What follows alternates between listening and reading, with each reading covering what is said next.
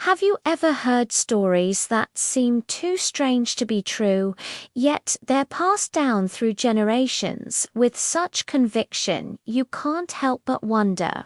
Today, I'm going to share a story like that, a story from my own family about my great-grandfather and his mysterious hidden powers.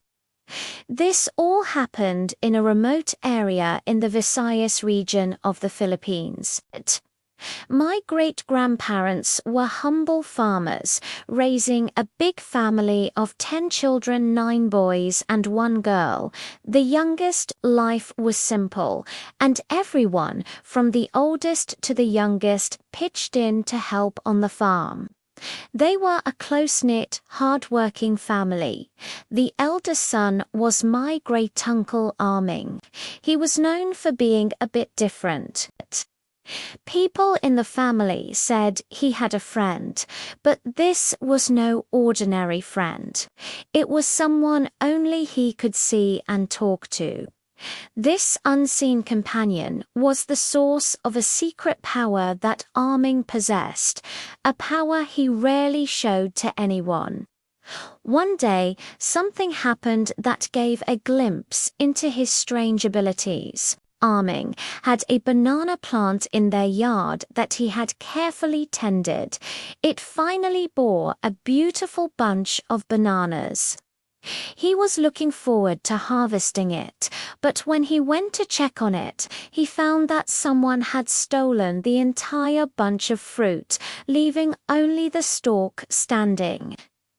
Anyone else would have been angry and helpless, but Arming wasn't just anyone. He walked up to the banana stalk, the very plant that had been violated. He leaned in close and began whispering to it, as if sharing a secret. Then, in a swift, deliberate motion, he took out a blade and stabbed the body of the banana plant. It was a strange, symbolic act, but what happened next was even stranger.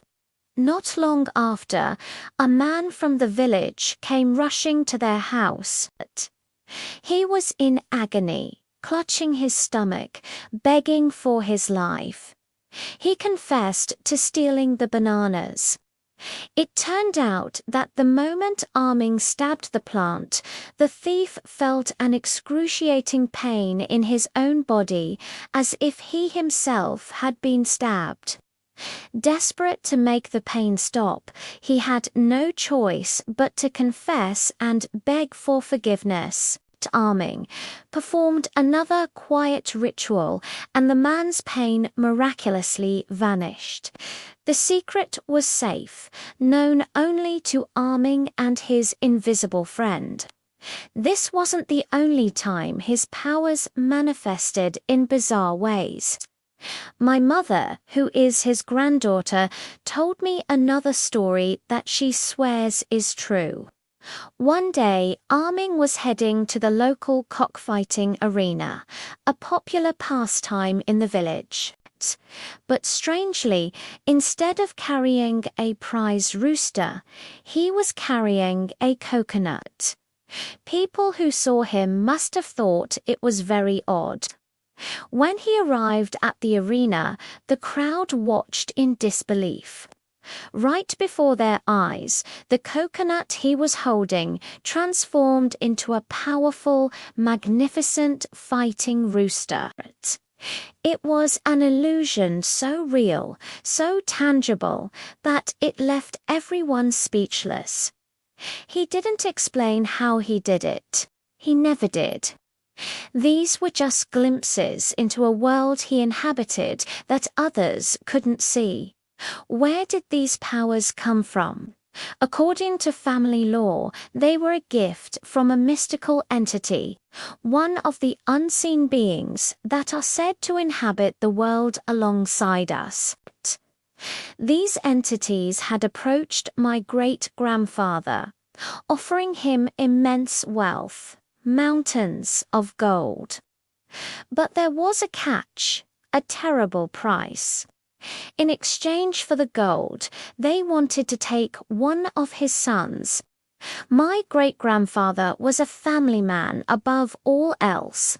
He loved his children more than any treasure in the world. But he flatly refused their offer. He wouldn't trade a single one of his children for all the gold in the world.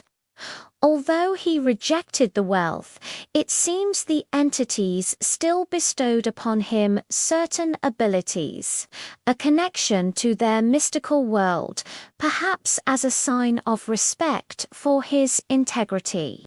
This was the source of the power his son Arming later inherited. As Arming grew old, the time came to pass on his abilities. The power couldn't just disappear. It had to be transferred to a new guardian. He chose one of his grandsons, a young man in the next generation of the family. He approached his grandson and offered to pass on the gift. The connection to the unseen world and all the mysterious knowledge that came with it. But the grandson was hesitant.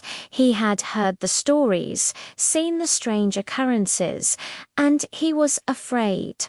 He was a modern man, and the world of spirits and ancient powers felt daunting and perhaps even dangerous. He respectfully refused the offer.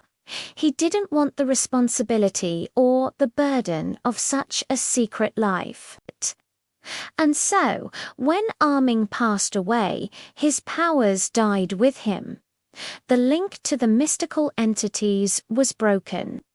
The secrets he held, the whispers to the banana plant, the coconut that became a roosterall of it vanished from the world, becoming nothing more than a family legend. A true story, my mother insists, of a time when the veil between our world and the world of the unseen was just a little bit thinner. It makes you wonder, doesn't it? How many other secrets are hidden in the quiet corners of the world, passed down in hushed tones, just waiting to be told? What other mysteries lie just beyond our sight?